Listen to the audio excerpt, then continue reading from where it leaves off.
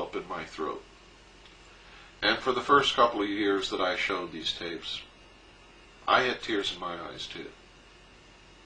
It's a very emotional experience. I've been trying to wake up America for 4 years. I'm making some progress, not enough. A lot of people have severely criticized me because I didn't have evidence about the gun and I didn't have evidence about the shellfish toxin. In fact, people told me that the CIA had never engaged in assassinations. If they had just been aware of the House Select Committee on Assassinations, which investigated this very subject and this very assassination in 1976, they would know that that's not true. For it's in the archives of the film of those hearings that we find reference to the gun, photographs of the gun, film of the gun, reference to the shellfish toxin, but still no proof of the toxin. Until we watched a show on television, on public broadcast station, one night, here recently, called Secret Intelligence. And in that film, it showed a PhD doctor, Hannell is his name, explaining and showing where and how they manufactured shellfish toxin to be used in assassinations at Fort Detrick, Maryland, under the supervision and control of the Central Intelligence Agency. Now you're going to see those two clips. These two clips came to me originally from a research team of Colonel Keith Ranch. That's an honorary title, by the way, given by me for the outstanding work that he's done in helping us unravel this mystery and other mysteries. And Gordon Davis. Now, the copies they sent us weren't too good, so we kept searching. We found better copies than that, and that's what you're going to see.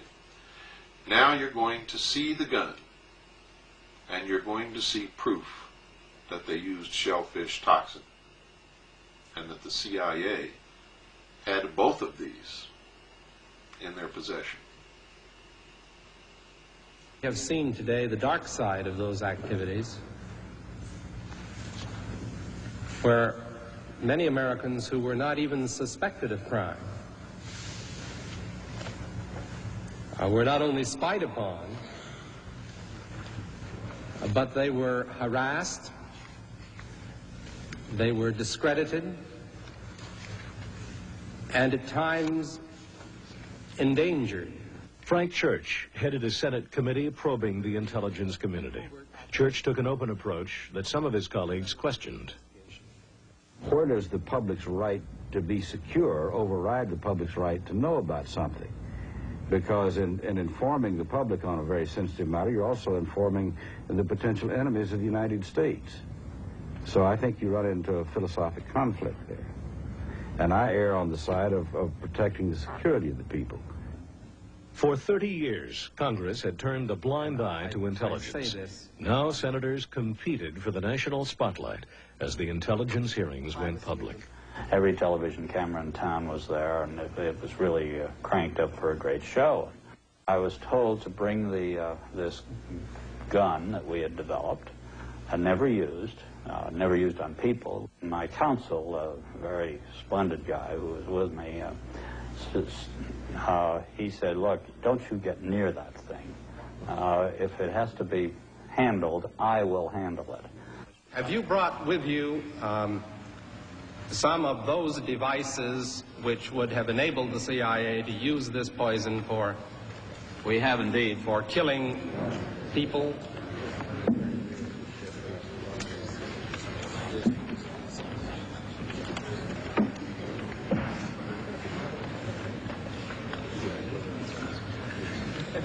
Don't point it at me.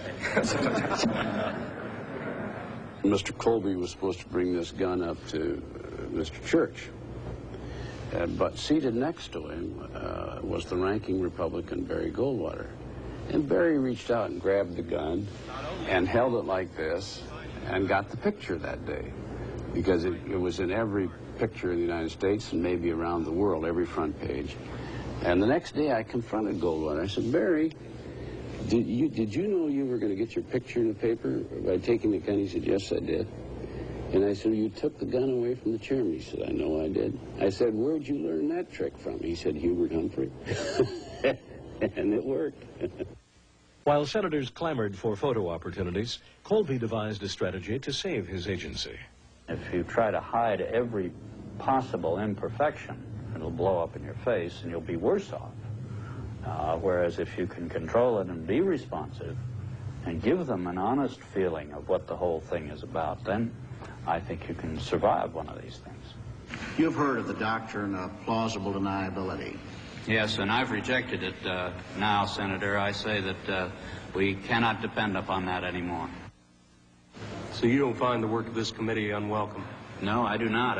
As I've said to the chairman, I welcome the chance to try to describe to the American people what intelligence is really about today.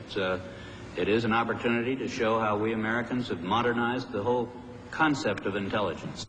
Colby's decision to cooperate was unpopular with some former CIA leaders who tried to hold on to the agency's secrets. You were specifically asked about shellfish toxins and shellfish poisons. You say it's inconceivable that a secret intelligence arm of the government has to comply with all the overt orders of the government.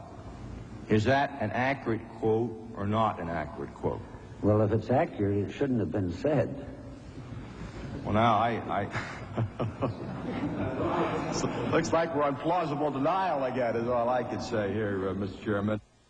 Well, you're never entirely sure because, after all, many of the people in the CIA have been trained to lie. That's their job, to spread propaganda overseas. Not that all of our propaganda are lies. In fact, most of it is an effort to reinforce the truth of what America stands for. But some of the propaganda is lies. So you're dealing with people here who have been trained to mislead when they need to.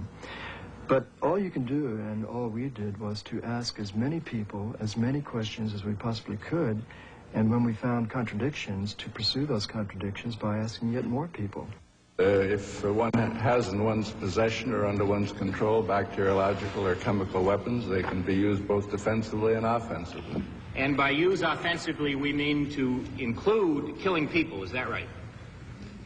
Well, they have the capacity to kill people if they were used in that way.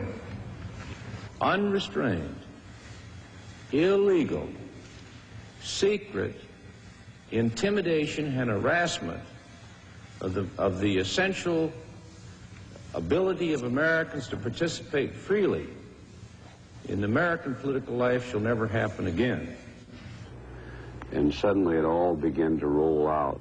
The IRS was targeting thousands of Americans for tax investigations in order to chill activity on their part that they didn't like. The U.S. Army was conducting surveillance of civilians in civilian life. There was a whole pattern of this running throughout government. And it was, of course, once you saw what was going on, it was a shock. We saw the tip of an iceberg that could have destroyed American liberty. Methods for assassinating Castro already existed. This is Fort Detrick, Maryland. This once secret facility was home to CIA experiments with drugs like LSD. It was also an armory for the agency's executive action capability, a program begun under the Eisenhower administration for disposing of unwanted foreign leaders. Some of the plots called for lethal poisons that were manufactured here. Dr. Everett Hennell, a microbiologist at Fort Detrick for 3 decades, worked in association with the CIA. These are what we call Class 3 cabinet systems. They're gas-tight systems for working with almost complete safety with any infectious diseases, toxins. Things such as the shellfish toxin are very toxic indeed, particularly when highly purified. And I understand that these could be placed on steel needles and fired with air guns into an animal.